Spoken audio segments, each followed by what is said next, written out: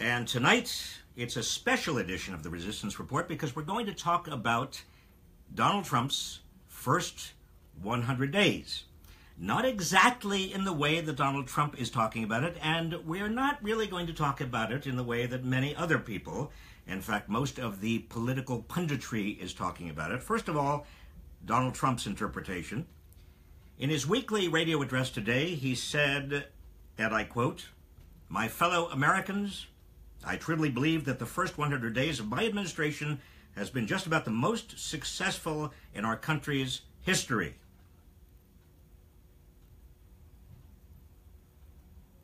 Now, if Donald Trump sincerely believes what he has just said, he is dangerously delusional. If he's in touch with reality, he's a consummate liar. Which do you think it is?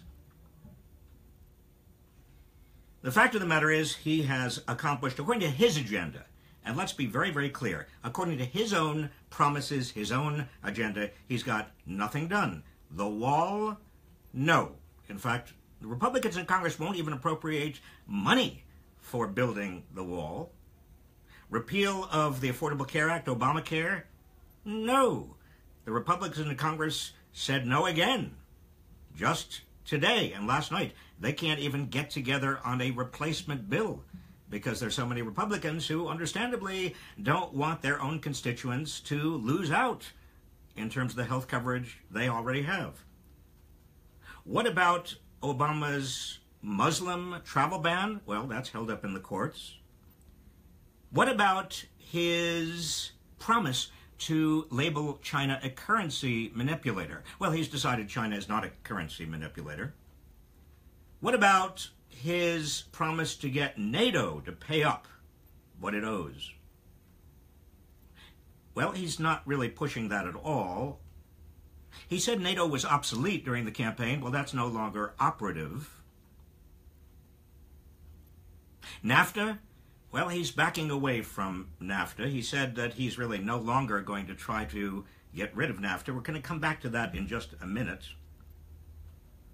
Now, he did say, and he has said, that he's got American corporations to create more jobs in the United States. But you know as well as I do that they're just a handful of jobs, and even those handful of jobs, I mean, we're talking about a few thousand jobs that Donald Trump says he got American corporations to create in the United States that they would not have already. Well, that's simply untrue, because the Carrier, remember those Carrier jobs, and a few GM jobs and Ford jobs, it turns out that all those companies had planned to keep those jobs in the United States anyway. And what about Neil Gorsuch? Now he's touting, Trump is touting Neil Gorsuch. I got a new Supreme Court justice confirmed in record time, he said today. Well, again, the truth is that it wasn't Donald Trump who did anything. It was Mitch McConnell. Mitch McConnell, who held up that confirmation, in fact, any even hearing on the confirmation of Obama's nominee, and instead changed the rules in the Senate so that Neil Gorsuch could be approved with 51 votes. Donald Trump, frankly, had nothing to do with it. So in terms of his own agenda, the way Donald Trump sold himself to the American people, zero.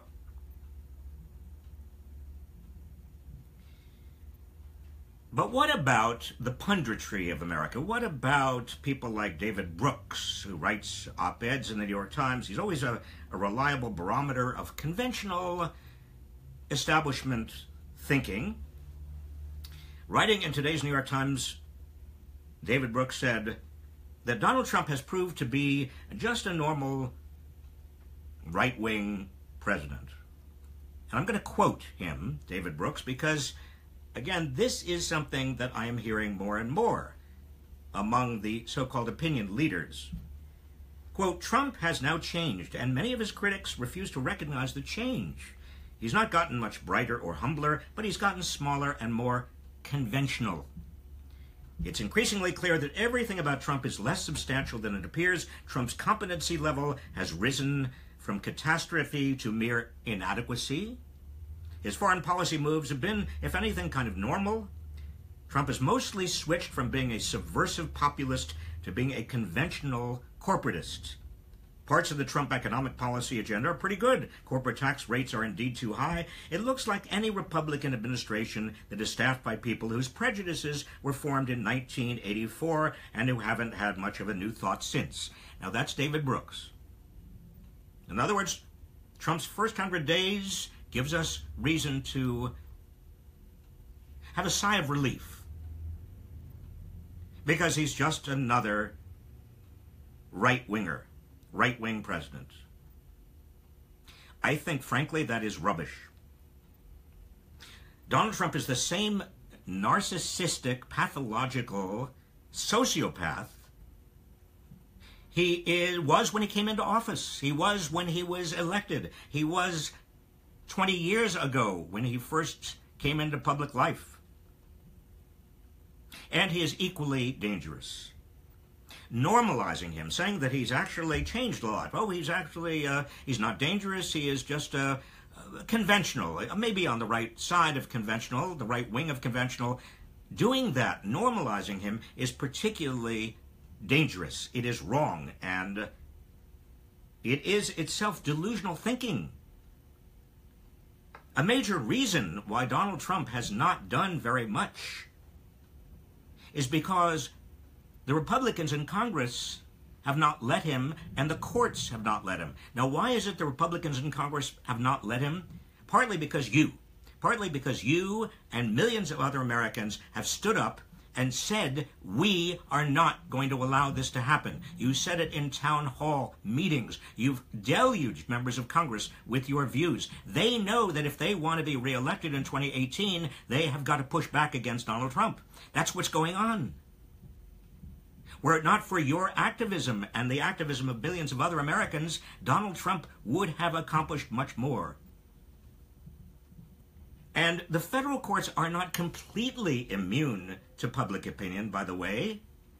I think the activism actually gave some backbone to the federal courts in terms of pushing back on the Muslim ban and on the attempt by the Trump administration to impose penalties on sanctuary cities. So the conventional sort of Republican establishment view of Donald Trump as becoming normal is absurd, and it itself is dangerous. If these first 100 days have taught us anything, it's that your activism is more important than ever before. Here's another example. Trump was going to announce at his rally Saturday, a rally not to bring America together, not a rally for all Americans. No, this is a rally calculated to go just to his supporters, to fuel their rage and their enthusiasm once again. That rally Saturday night, he said that, and he said he would terminate NAFTA. That was his intention. But he changed his mind. He said yesterday, changed his mind when newly sworn-in Agriculture Secretary Sonny Perdue brought into the Oval Office a map showing who would be hurt by getting rid of NAFTA. If there was a trade war with Mexico or with Canada, who is it who would actually be hurt in terms of not being able to export to Mexico or Canada? Turns out, according to Sonny Perdue, a lot of farmers who are the kind of farmers who supported Donald Trump. And here's what Donald Trump had to say about that meeting with Sonny Perdue. It shows that I do have a very, very big farmer base, which is good. They like Trump. Now, that's Trump's language. He refers to himself in the third person. They like Trump, but I like them, and I'm going to help them. I was all set to terminate. I look forward to terminating. I was going to do it. He's talking about NAFTA. He then turned to Jared Kushner, his son-in-law, who was standing there next to his desk, according to this account. And he asked, was I ready to terminate NAFTA? His son-in-law replies, yeah. I have worked for 4 United States presidents. I was in the Ford administration. I was in the Carter administration. I was in the Clinton administration. I advised Obama. I have never seen a process of presidential decision-making like this. Impulsive, devoid of any economic analysis or any policy analysis whatsoever, based on who happens to go into the Oval Office with the most impressive, powerful visual, and overwhelmingly about himself. Count the number of I's in the comment that I just gave you above, where he said, it shows that I do have a very big farmer base, which is good. Trump said in an interview, I like them, I'm going to help them, I was all set to terminate, I look forward to terminating, I was going to do it, I was ready to terminate, wasn't I, Jared? Who speaks like that?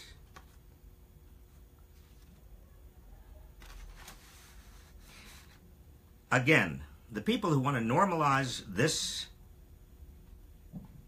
pathological, narcissistic sociopath are endangering the rest of us who want to believe that he is just normal. Besides, his failure to accomplish his own agenda items should not blind us to the huge harm that his first 100 days have inflicted on America in such a short time. Under Donald Trump, the moral authority of the presidency has been reduced dramatically. Take his lies. Now, other presidents have embellished the truth, of course. They've spun the truth, and we had one president, you remember, who actually came up with a very big lie about weapons of mass destruction. There have been lying presidents before. That is true.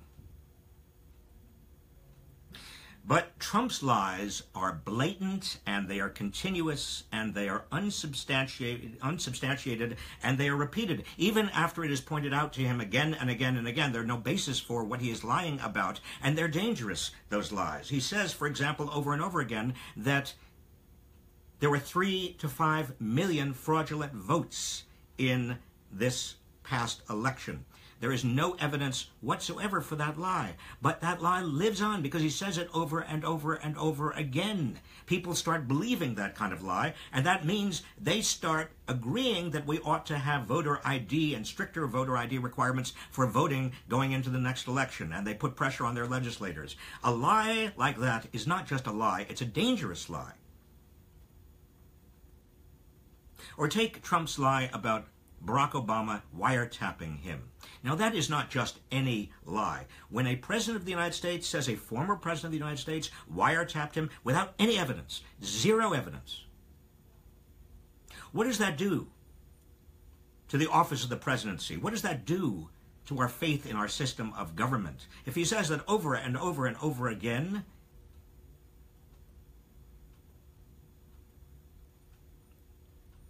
there's also Trump's vast family business holdings. He refuses, as you know, we've talked about it again and again, refuses to provide his tax returns, refuses to separate himself from his businesses, refuses to put the businesses in a blind trust or have an independent trustee. So he's raking in money. Every time he goes to Mar-a-Lago and has a press conference there, that is a free bit of publicity for Mar-a-Lago. Same with those other resorts. And he has that Trump International Hotel there on Pennsylvania Avenue.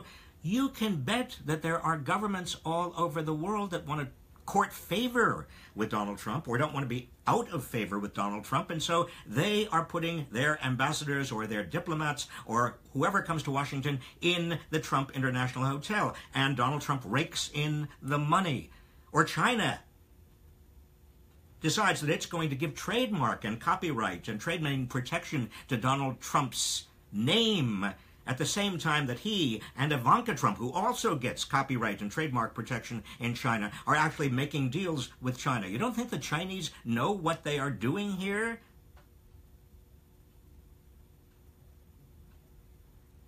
Under Donald Trump, in the first 100 days, government ethics has been thrown out the window.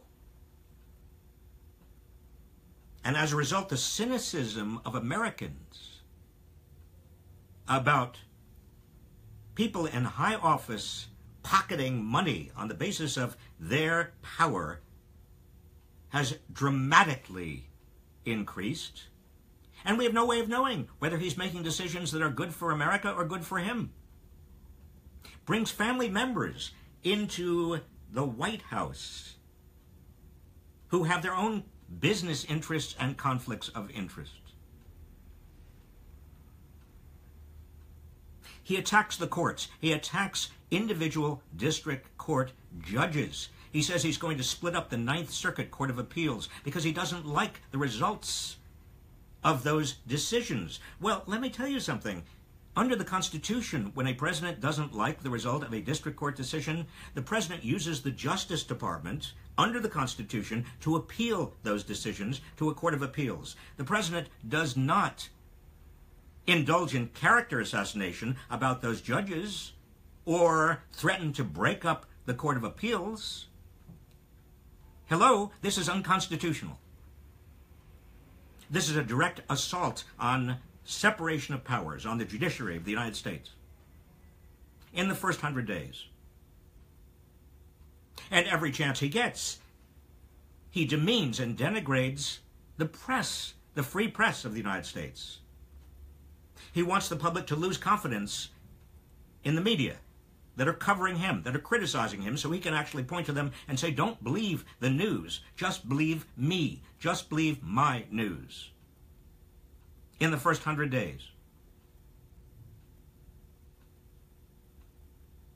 We've also seen an amazing, an unprecedented degree of unnecessary cruelty toward refugees. Biggest refugee crisis in the world since World War II. Trump doesn't want refugees coming in. Undocumented immigrants basically unleashed the immigration authorities, unleashed them against everybody who is here, who is unauthorized, even people who have been here for years, who are productive members of their communities, even on at least one instance, there may be other instances, but we know of at least one instance where somebody was here from the age of 9 years old. Not a criminal. Somebody just minding his own business. Picked up, deported. And the poor. What about the poor in America? He's issued a budget that would basically annihilate the poor programs, the poor programs we have, which are already very minimal for poor people in this country, including Meals on Wheels.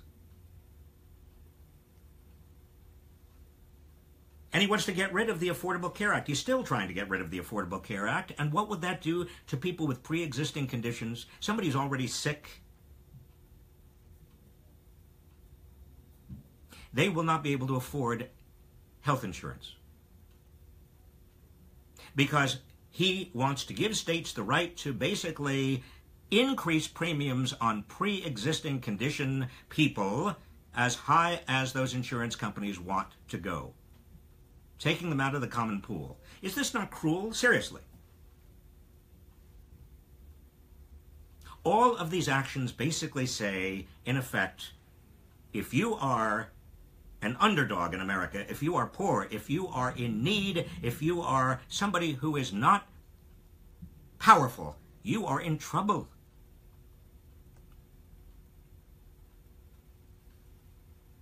And Donald Trump, in the first 100 days, has also legitimized crude nationalism and xenophobia and hatefulness.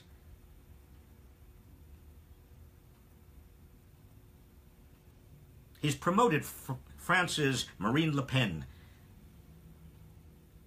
another xenophobe, hateful politician. He's encouraged authoritarians such as Turkey's Tayyip Erdogan, while at the same time confusing our allies, our old friends, our allies, what he is going to do. And finally, there is, and I'm sorry to say this, there is also, and the first 100 days reveals this, and I have touched on this, there is Donald Trump himself, who has shown himself to be narcissistic and xenophobic and paranoid and vindictive and thin-skinned, who takes credit for the works of others and blames others for anything that he did that might have been wrong, lashes out anybody who criticizes him.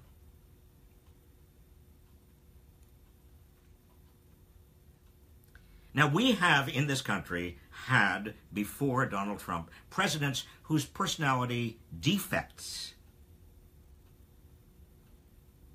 tainted the office of the president and did, in some way, in some measure, undermine our democratic institutions. Richard Nixon is a good example. But Donald Trump is in a different league altogether. He exhibits the opposite of every civic virtue that we teach in the classrooms, or in our town halls, or in our churches. Civic virtue is the opposite of Donald Trump. In other words, among the most significant legacies of the first 100 days of Donald Trump is the denigration, the degradation of the presidency and everything that the presidency means. So don't give me this David Brooks baloney about Donald Trump is just a right-wing normal president. No, he is not. And if we're going to make any headway, we already have, but if you and I and millions of others are going to make the kind of headway we need to make to flip Congress in 2018, to make sure he's not reelected, to maybe even impeach him, then we're going to need Republicans as well as Democrats, and we're going to need independents, and we're all going to have to recognize the truth and not hide behind this kind of silliness about Donald Trump being normal.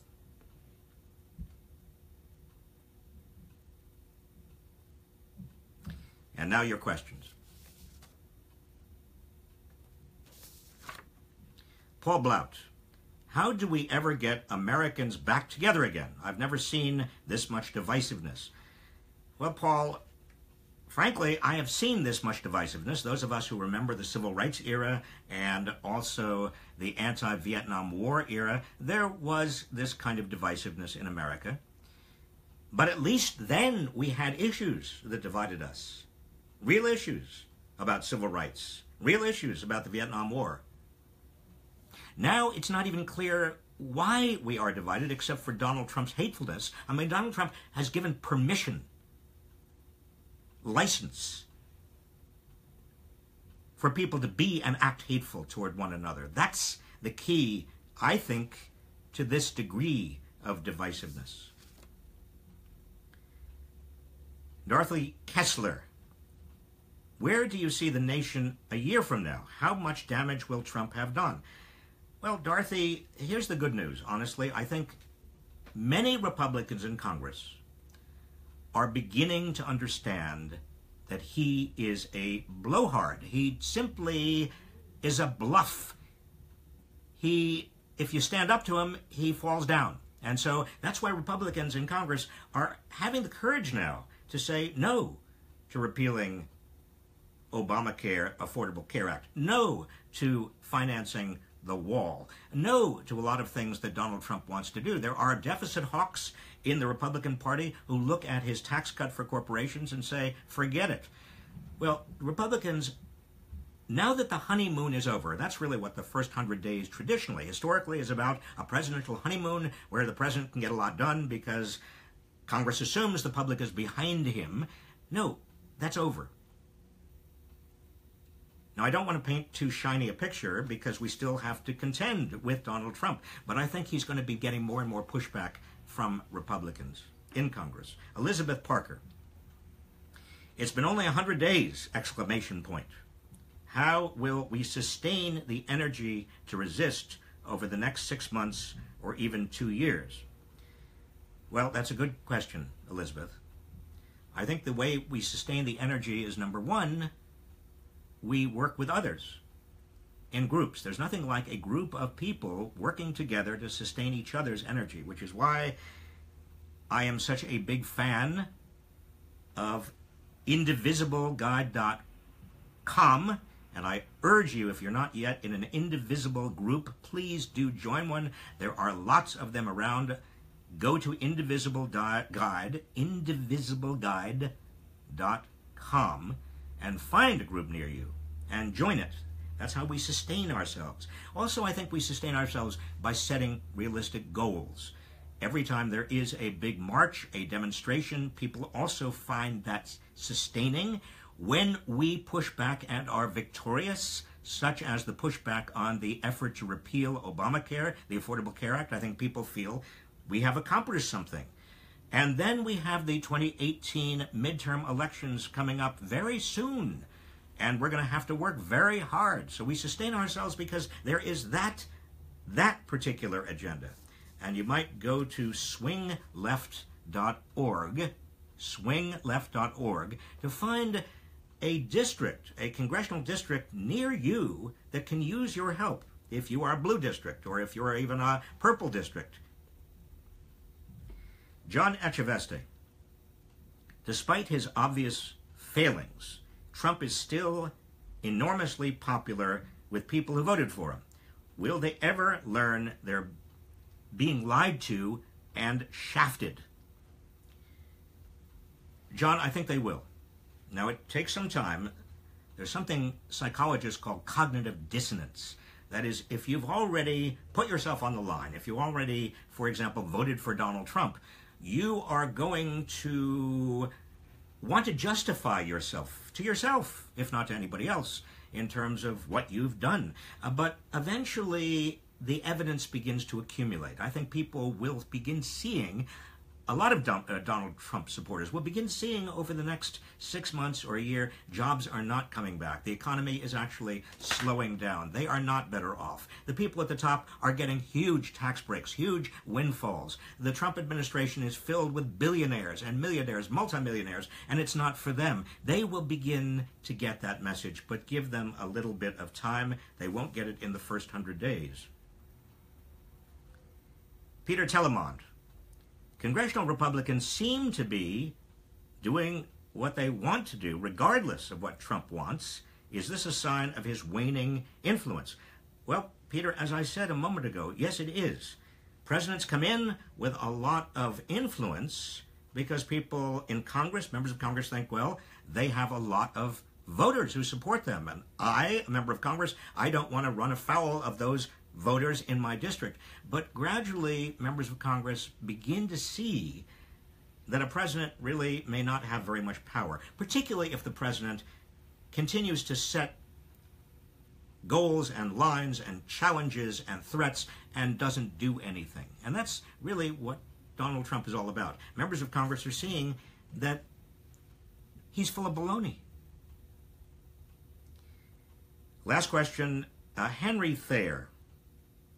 Will the Trump tax cuts get enacted? Well, Henry, I don't think the precise tax cuts. I mean, look at all he did this week, and Steve Mnuchin, his Treasury Secretary, did, will put out a one-page with bullets. I mean, there was nothing in there. There were no numbers. So it's very hard to say whether anything is going to be enacted because these were just aspirations. They weren't even magic asterisks. They were just statements without any analysis. So do I expect this particular, whatever it is, to get enacted? No, it's nothing. But do I expect that there is going to be a lot of pressure from some Republicans and their patrons on Wall Street and in big corporate suites and wealthy individuals who support the Republican Party to get tax cuts, even more tax cuts for themselves? Yes, there are a lot of Republicans who want that. That's one reason they wanted to repeal Obamacare, the Affordable Care Act, because they wanted to reduce the taxes and all of those taxes that went on to high-income people to support the Affordable Care Act. They want to get rid of the taxes. They want fewer taxes, lower taxes. They want a huge tax windfall for people who are very wealthy. And there is going to be pressure from the wealthy, from big corporations and Wall Street to do exactly that. Now, Democrats have to stand up to it. I hope they will. And Republicans who are concerned about bulging budget deficits, they have to stand up to it too. The estimates are $5 to $7 trillion of additional budget deficit over the next 10 years. Trillion, that's a T. And where does that go? That goes to wealthy individuals and wealthy people and big corporations.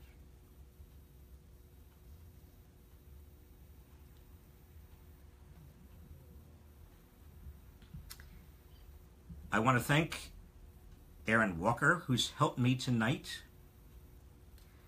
Also want to say to you that I am going to be this Sunday on ABC's This Week. I'll be debating Ann Coulter, if you're interested. Otherwise, I'll see you Monday.